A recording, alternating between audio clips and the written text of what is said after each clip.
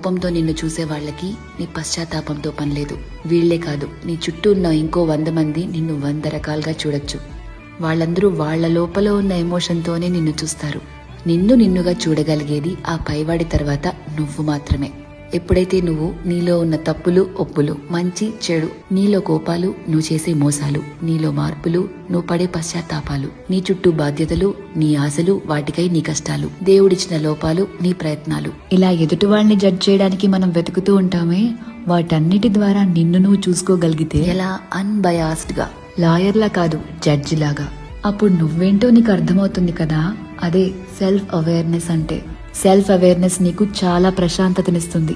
Random గా ఎవరిని ఏమీ అనలేవు, ఎందుకంటే నీకు తెలుసు ఎవరి తుఫాన్లు వాళ్లకుంటాయి లోపల అని.